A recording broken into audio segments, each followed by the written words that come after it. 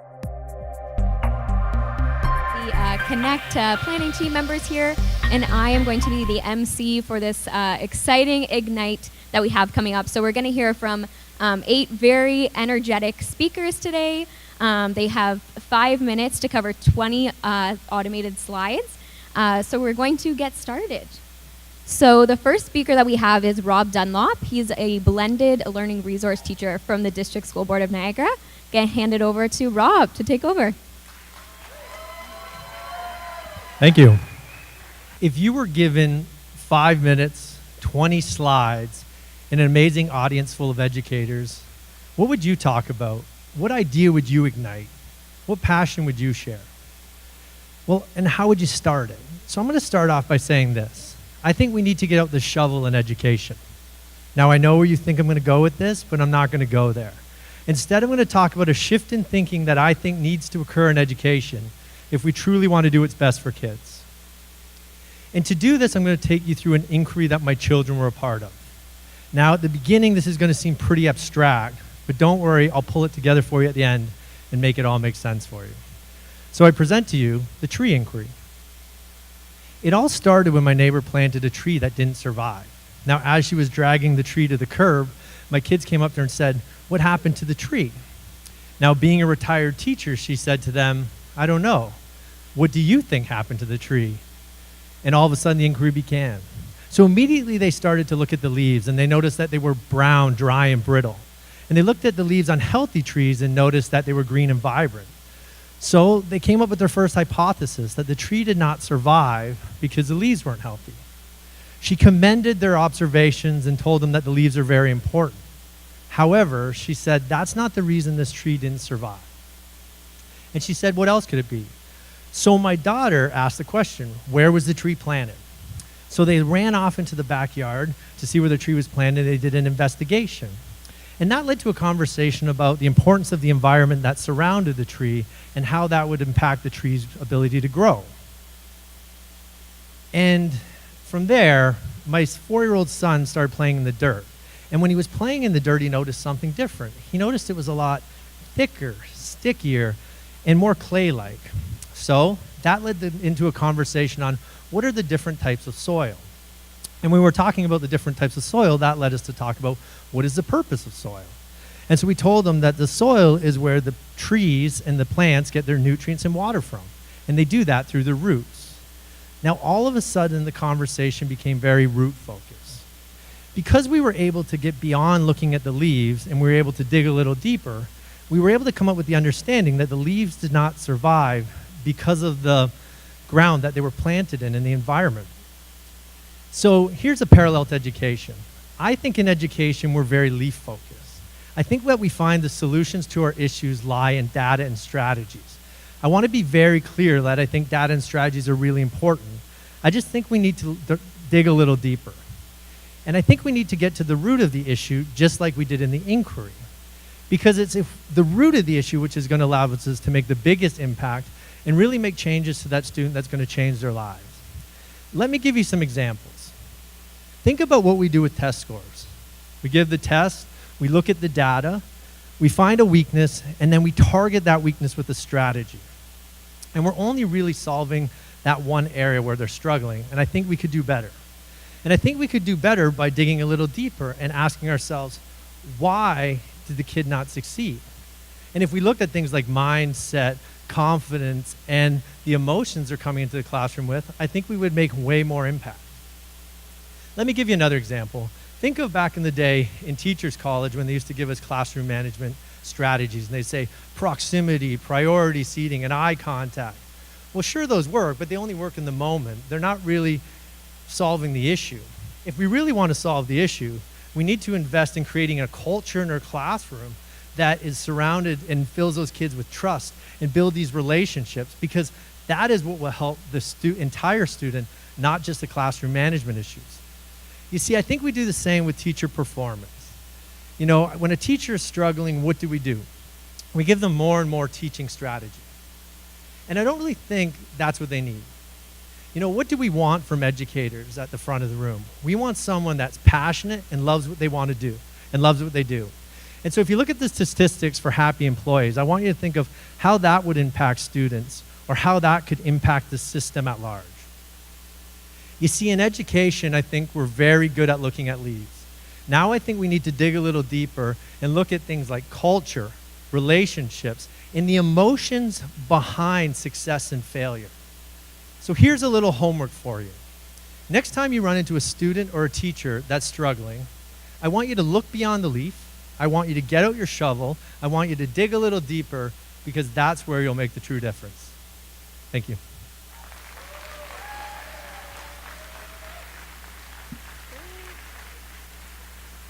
That was great. Thank you, Rob. Next up, we have Vicky Morgado, who is a teacher from the Dufferin Peel Catholic Board. There you go. What do you want to be when you grow up? It's a question we ask students all the time, is if their ability to make a difference begins when they become adults. But I believe that students can make a difference now. And I know this to be true because my grade 3 students are already doing it. At the young age of 8 and 9 years old, they're already learning to become young change agents. And it is my hope that they will continue to do so as they progress through their education and later in life. Let me give you an example. This year, the grade 3 students at my school raised $1,000 for a charitable organization called Helping Our Northern Neighbors with a school-wide arcade.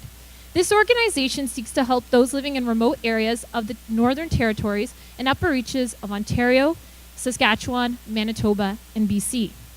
The Global Cardboard Challenge is an annual event presented by the Imagination Foundation, which seeks to celebrate creativity and was inspired by the documentary Kane's Arcade. As part of our science unit and structures, students were asked to design games.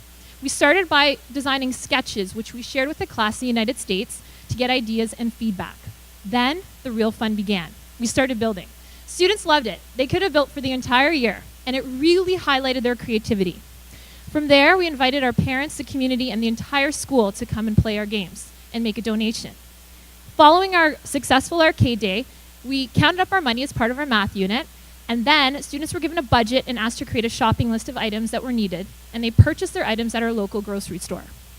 Items were then shipped up north, and in addition to those, we donated a substantial amount of food to our local food banks. In addition to the cardboard challenge, another activity, we've had the ability to participate in many global projects. One that I am most proud of is the Climate Action Project.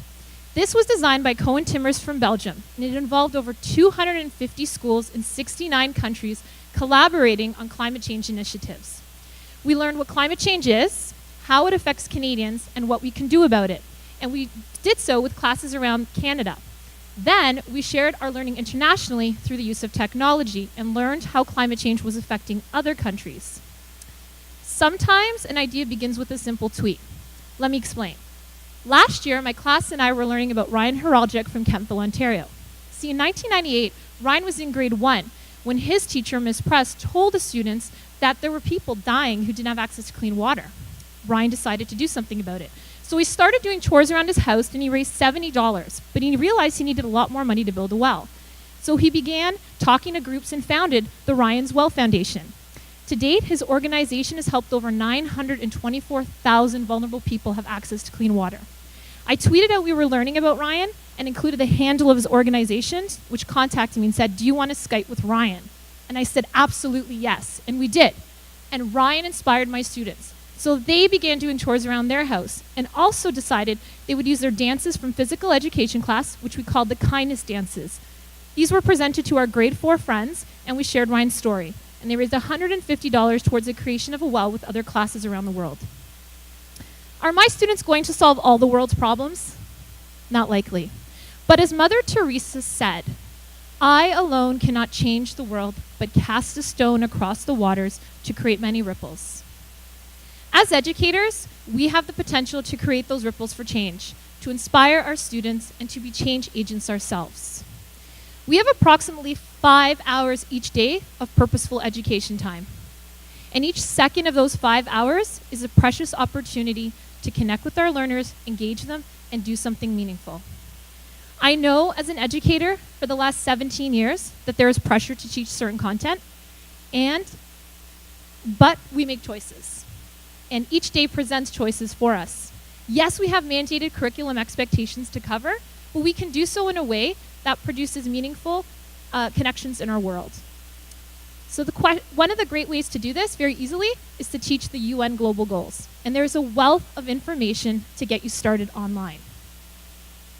Each day presents choices. Choices to make a difference, choices to engage our students and do something meaningful in our communities, if not our global community. So the question that I ask you to think about today, and every day as you teach in your class or work with students, is how will you use that very valuable and precious time that you have? And how can you use it to inspire your students?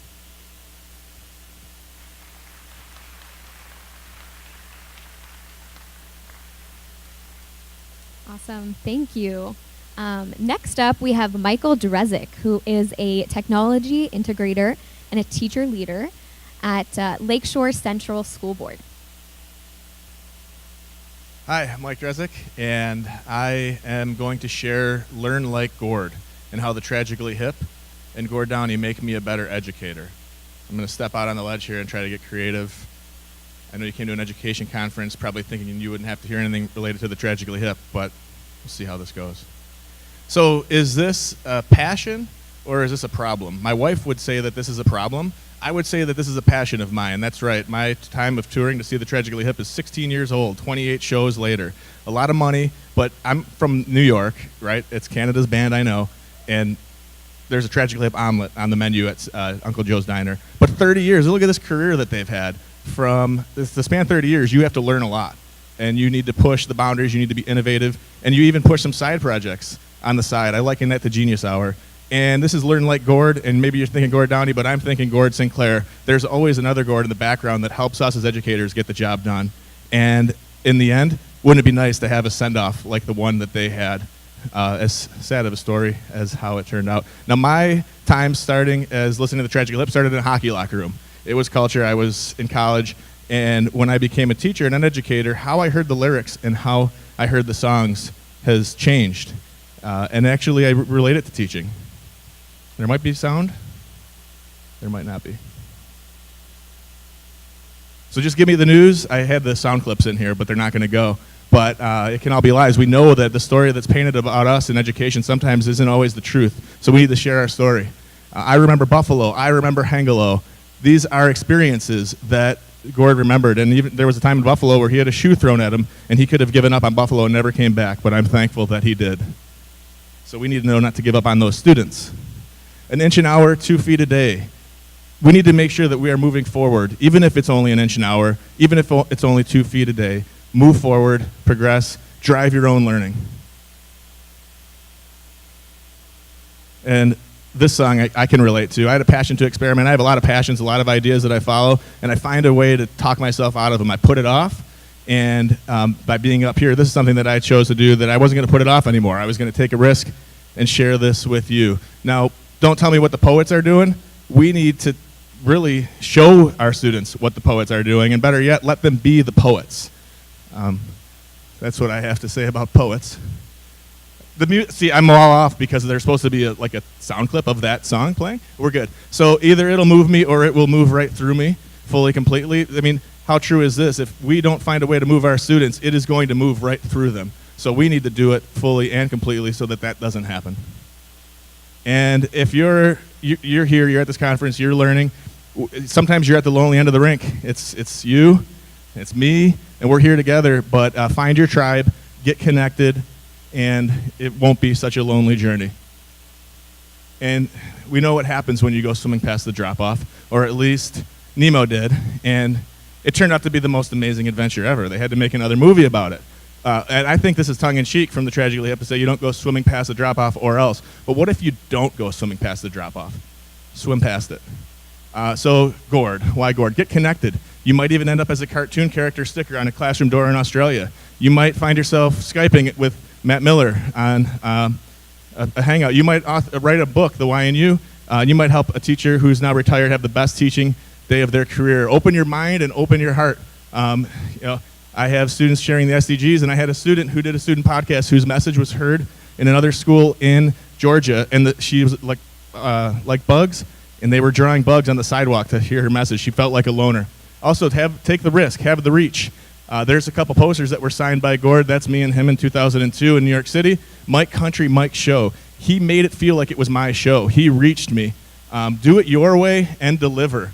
You know, as Matt said earlier, there's no playbook for learning in today's world. So teach like you. Do it your way, deliver. Gord certainly did. And he captured many people's attention along the way. And so those of you in Canada, I know maybe call him Gordy. So I'm going to go ahead and add an I and an E to this. I'm going to say inspire and be inspired. I find my inspiration by a lot of people. I'm even inspired by an 11-year-old, Curran Central, who does some amazing work, and have them asking for an encore. So here is some Tragically Hip songs. I'm going to take the song title for my final message. Have the vision to look ahead, fully, completely. Be a daredevil, with courage. Arm yourself with will and determination, and grace too. And are you ready? So, in the end, my message today is to learn like Gord. Go through 30 years learning, evolving, being the best version of yourself, but in the end, do it your way, deliver, and teach like you. Thank you.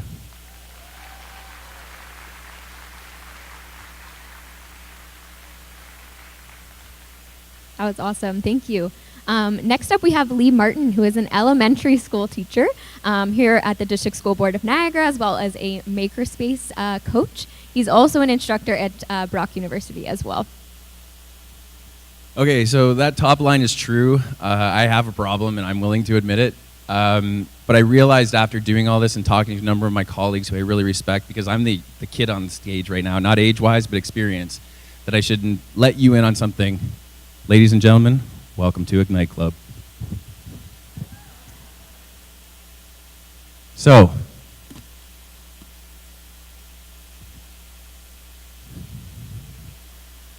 you're wondering how far that was going to go there, weren't you? The first rule of a nightclub is you have to talk during a nightclub. Get on social media. Share what we're sharing up here. Share the great things that you've learned. The second rule, inspire people. Take the inspiration that you've learned from today and go back to your sites and share them with those that you work with. The third rule of Ignite Club is that you need to set up a plan to change the world, because why else did any of us get into this profession than to change it through the kids that we work with every day? You just heard that from a number of my colleagues today so far.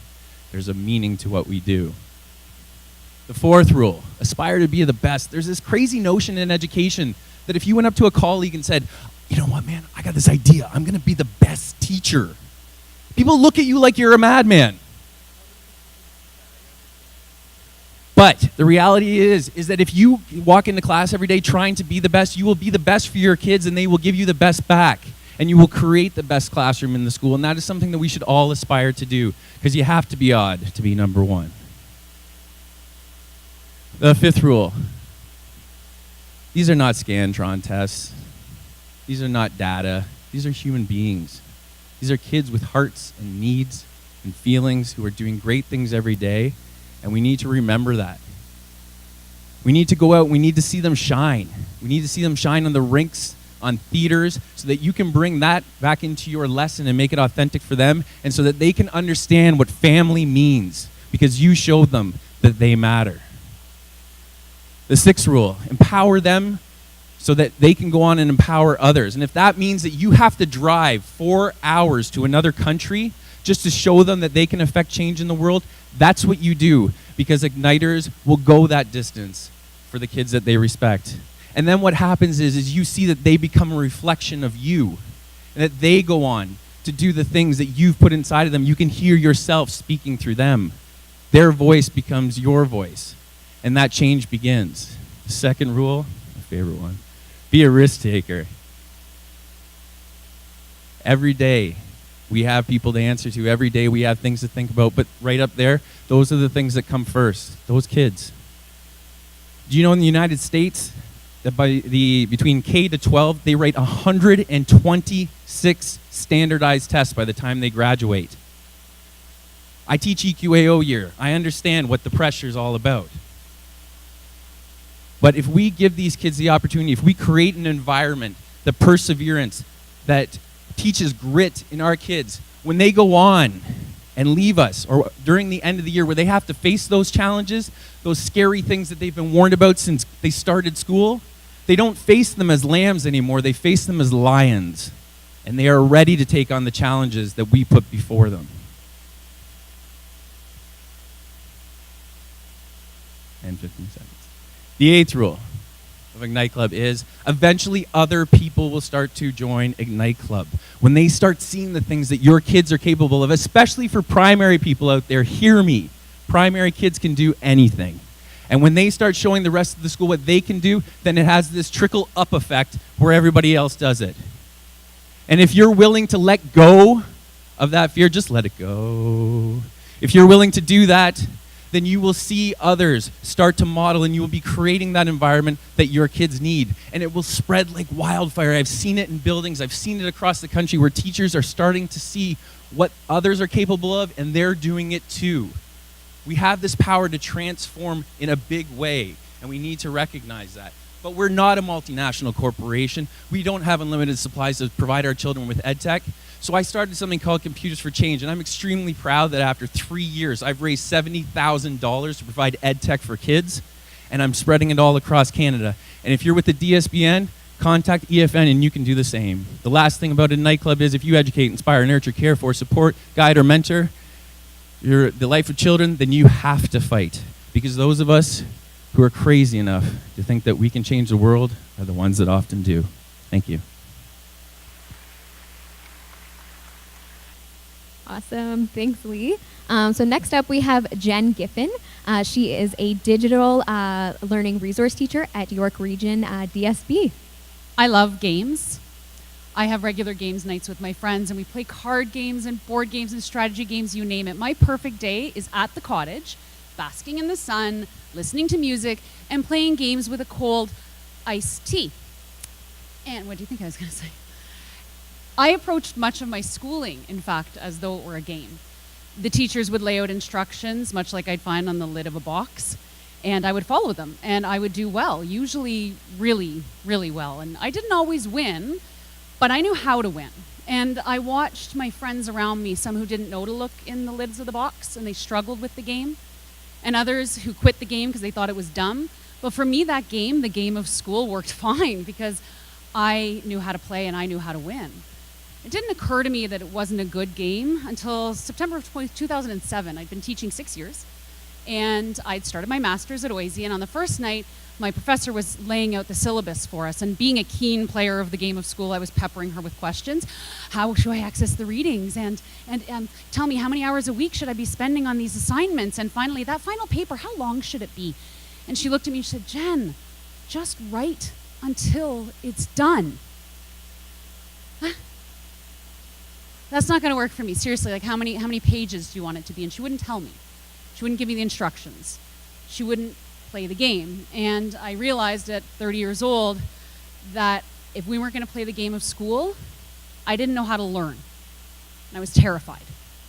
You see, up until that point, I just wanted someone to tell me what they wanted because that's what I did in school. Do as you're told and you'll do well. And we weren't doing that. But a shift happened in me. During that course, instead of approaching through requirements and compliance, I actually approached things through the lens of my own passions and interests. And I was learning, and it was exciting. And Dr. Coy, my professor, was there every step of the way, but she would rarely give me answers. She would ask more questions, which was maddening. But I came to realize that the questions that she gave me and she asked were much more transformative than the answers I sought. And when we got to write the final paper, the one I'd asked about on that first night, this is a task I normally struggle with. The words flowed out of me like sap from a maple tree on a warm spring day. Remember we had one earlier this week, like one of them?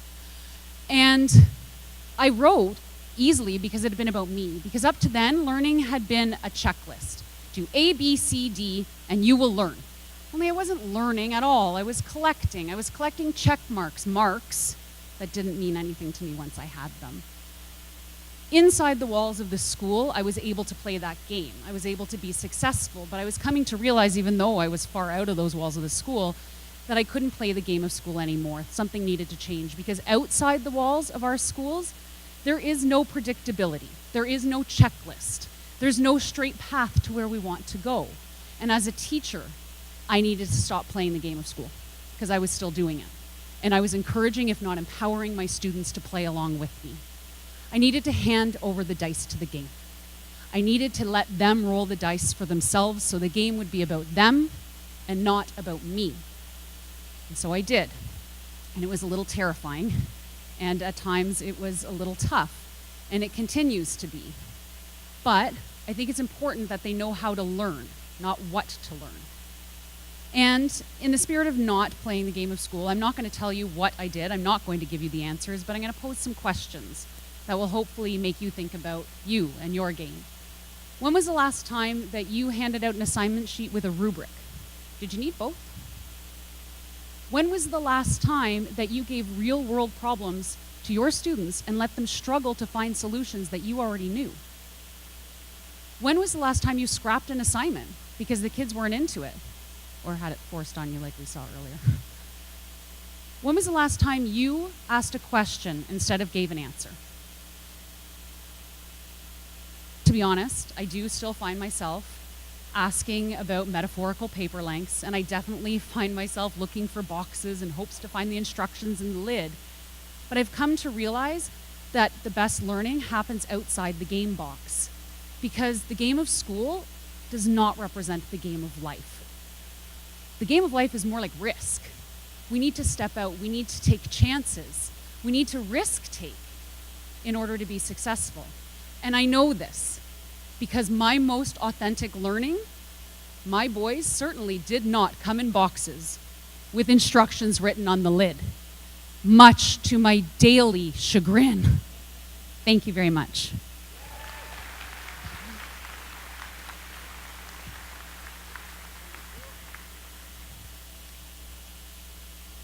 Thanks, Jen. Next up, we have Jonathan So from the Peel Board of Education. So what is the difference that makes the difference? This is a question that my principal asks of us every single day at Ray Lawson, and something that I've kind of taken on as my mantra, to think about education. You see, for me, teaching is one of the hardest professions that is out there. And I don't say that because I'm a teacher, but honestly, where else besides parenting or adulting, as I like to call it, do you have to stay up really late, looking at 25 students' work, being questioned for every decision you make or not make? But teaching is one of the hardest professions, and yet the difference that makes the difference. Because as a teacher, we are the ones that master and help students learn. As a teacher, I'm a motivator, I'm a learner, I'm a coworker with them, I'm a colleague, and I'm a friend. But I'm so much more, and so are you, each and every one of you. As a teacher, we guide and we think and we reflect. And I forget where I am. They say the influence of a great teacher can never be erased, and I truly believe that. But the problem lies in when we just think of ourselves as just teachers and forget that we are so much more than that. Catherine Fosnow, she mentions that we as teachers need to be able to journey with our children. We have to be able to get messy with the learning, to be comfortable being uncomfortable. Because guess what? We're the models that they follow. We're the ones that they look up to. And nothing more than that has taught me as being a parent. I mean, I have 3 little mini-me's that follow me around everywhere. And they often say things that I'm like, where did you learn that from? And I'm like, oh, me. So if we know that this is such a big thing, that we need to be a difference maker, then what holds us back? We're afraid. We're afraid of failing. We're afraid of looking silly in front of our students, in front of our colleagues. We're afraid of making mistakes. But the problem is that as educators, we can't have that hold us back. One of the biggest difference makers for me has been these 2 words: you matter. They have taught me to think of my students in a whole approach, not just looking at them as curriculum. They've taught my students to think about humanity. They've taught my students to think about community first. And more importantly, I think they've taught my students to see me as more than just a teacher. Why is this important? Because every day our life is constantly changing. What we once thought as our commodity of school, of facts, is no longer something that we need to hold dear onto. Facts, yes, are important. But the things that our students are learning, who knows what will happen in the next 10 years? And we, as educators, are needed more and more every single day because of that. It is a great educator that is able to take everything that our students are learning and be able to craft it, mold it, so that each of our students can learn. It is a gift to be able to balance the emotional needs of 25 students in our classroom. Is it a gift to be able to see our students for who they are? And we are so much more. We are the difference that continues to make the difference every single day. Nothing has taught me more than that, than having a child in the education system. And I tell my story of my daughter every single time I can. Because you see, my daughter hasn't always had the most difficult, easiest time in school. Like her father, she's a little strong-willed, stubborn, kind of cute. But she used to get in fights. And it took a lot of educators for the last 3 years to build up who she was. I still remember one of the conversations I had with one of her teachers in kindergarten. They said, you know, Izzy came to school today, hot September day, in a house coat and goggles. And I'm like, oh boy, what happened now? She goes, no, it was like the Big Lebowski. I smile and I cry every time I hear this story, because this teacher understood who my daughter was and took the time to know who she was. Not for the curriculum that she was able to do, but who she was. And like my daughter, all of our kids have a special story to tell. They have stories that honor who they are, and we need to see them more than just curriculum. It is tough as teachers sometimes. We often go in dark places. We feel isolated. We feel that we are just teachers. But I'm here to tell you that every single day you walk in that classroom, you make a difference for the children in your room. And so from the bottom of my heart, as I stand here as a colleague, as a friend, as a parent, I want to thank each and every one of you for being you. Thank you.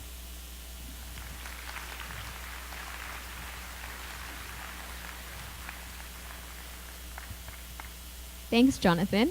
Next up, we have Brian Aspinall, who is an instructor at York and Trent University.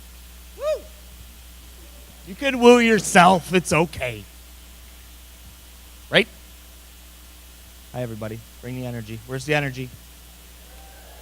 There it is. All right. Read it.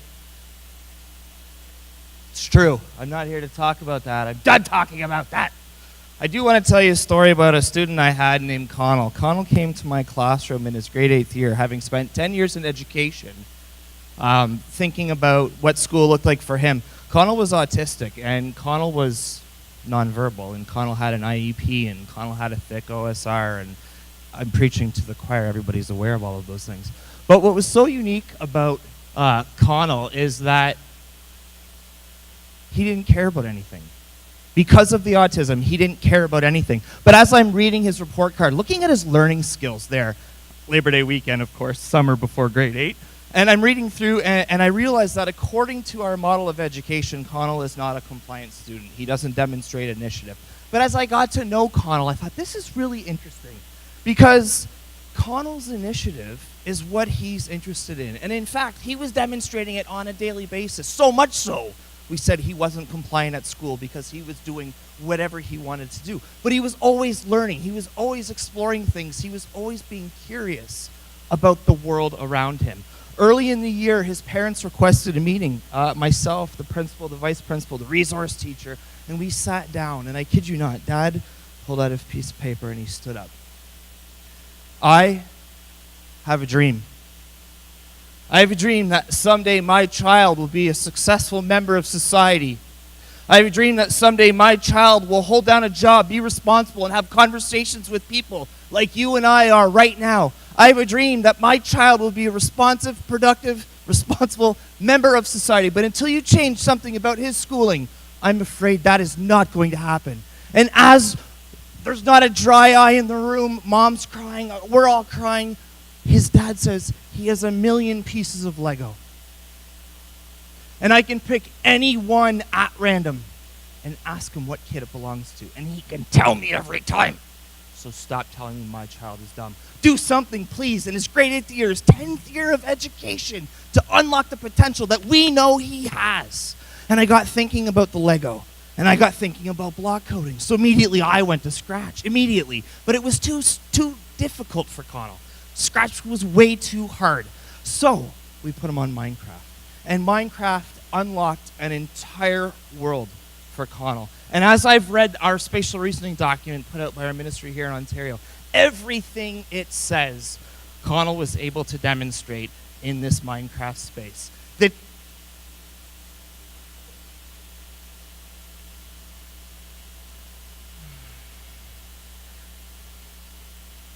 like Lee, I spent 5 hours working on this slide deck. No, I'm just kidding. But, oh boy. Tweet that.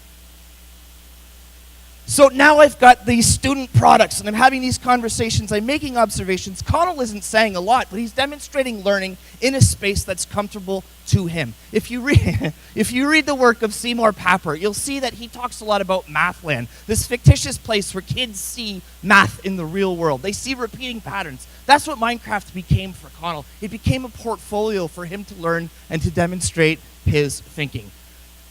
My year with Connell forever changed my approach to assessment and evaluation, because not only do we look at, obviously, student product and observation and conversation, but the notion of trying to quantify something that this autistic student, who of course is heading into an able/essential kind of a stream in high school, what does that look like in elementary school? What does that look like when he's actually building growing patterns and he's demonstrating learning in that space? Raise your hand if you believe all kids can achieve. I believe all kids can achieve. Everybody here believes all kids can achieve. That's why we're here. So for kids like Connell, time couldn't be a constant anymore. I had to rethink what it looked like. It didn't mean, oh, it's math period now, and now it's language period, and now it's science period. That wasn't working for Connell. Connell just needed to live in this space where he could be free to construct and to collaborate and to express his ideas and wonders in a mathematical space because it made sense to him. And it took us 10 years, and that's the part that I think hurts my heart the most. It took us 10 years to figure that out. And I'm not suggesting Minecraft was the be-all and end-all solution for the student, but it was one small example where we just changed a very simple idea, and it made all the difference in the world. For the first time, as far as I'm aware, Minecraft was written on an IEP. We wrote it onto his IEP and sent him to secondary with an iPad in order to help make him successful. That was his portfolio, his body of learning. I believe all kids can achieve if given a fair chance. Thank you.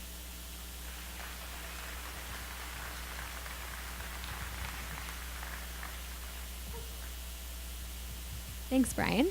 Our last Ignite speaker is Kyle Kitchen. He's with the IT for Learning team at the District School Board of Niagara.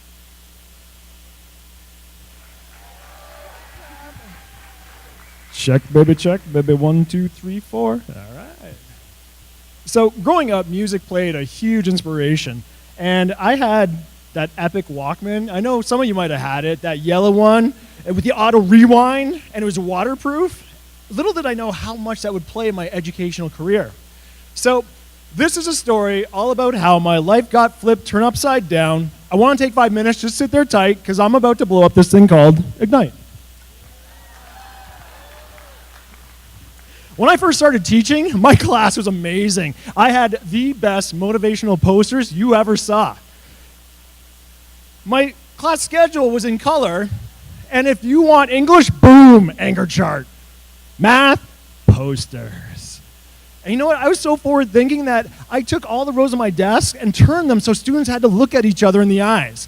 I did away with my teacher desk too. Well, you know what? They say I'm crazy, but I really don't care. That's my prerogative. You know what? I was busting out the tickle trunk of ideas every time I walked in. My worksheets had the best fonts you'll ever use. And how did I know students were learning? Because they made so much work for me at home to take and mark every single night. But you know what? Those papers piled up. And then they started to check out, and so did I, and I had to ask myself, is it worth it? Let me work it. I put my thing down, flip it, and reverse it. Tis there, there. Tis there, there. And it happened. I walked into class one day. I had no lesson plan. So it's on my principal, so I quickly wrote, just to make sure that I wouldn't get in trouble, and that epic teacher dream started to disappear. And before I knew it, I became old Mr. What's-His-Name. These kids don't do their work, they're on my lawn. And every time I saw them, I was like, y'all gonna make me lose my mind. Up in here, up in here. And then it happened. Crying alone in my classroom, tears falling on my EQAO scores, report card comments left to waste. And it happened, I asked, is this the right dream for me? Is this what I want to do? But then you know what? Stop! Hammer time. I didn't become a teacher because it was easy. I became a teacher because I know what my teachers did for me. I want to inspire those students to do what they're passionate about and what they can bring. So I have a choice. I can go down that same street, counting down the years of retirement, can't wait for my gold watch, or I could change. I could be that motivational teacher that inspires students. And I have to ask myself that question. Why, oh why must it be this way? Before you can see me, you got to learn how to read me. So I say, free your mind or the rest will follow. And I was that guy at the front of the stage saying, hey, you're going to learn this the way I teach it, the way you need to see it from the curriculum. No wonder they're zoned out. They're just like, biggie, biggie, biggie, biggie, can't you see? Sometimes your words just hypnotize me. And then I know what I need to do. I need to take the students' passions. I need to see how creative they are. I need to put the curriculum here and put the students here. I need to worry about the process, not the product. But I need help. Look at me, I need help. But I was told to, don't go chasing waterfalls. Just stick to the rivers and the lakes that you're used to. Are you kidding me? I'm in Niagara Falls. But there are amazing lakes out there. They can help me do so many things. There are teacher PD conferences that I can attend. The minute I dip my toe into the pond called Twitter is the minute I realize I could ask for help and people would help me. Experts, brilliant people. When I became the learner, I became a better teacher. My students wanted to come to my class. There was no run for the door. So don't call it a comeback. I've been here for years. And you know what? It's not about the technology, everybody. It's not about where you're from. It's not the geography. It's about changing your mindset. It's about knowing why you became a teacher to inspire your future engineers, your artists. So, it is time to misfrizzle the schnizzle. This is the last thing you're doing all day. Stand up. Stand up now. Breaking the fourth wall. Arms up. I want you to yell. I want you to clap. You are innovators because you're going to drop the dopest mixtape.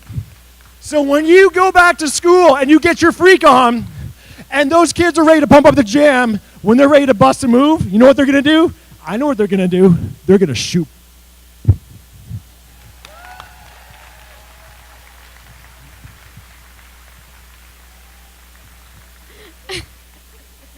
Thanks, Kyle. And that was a good karaoke night preview. Very good note to end off on. So can we get a round of applause for these amazing spotlight speakers?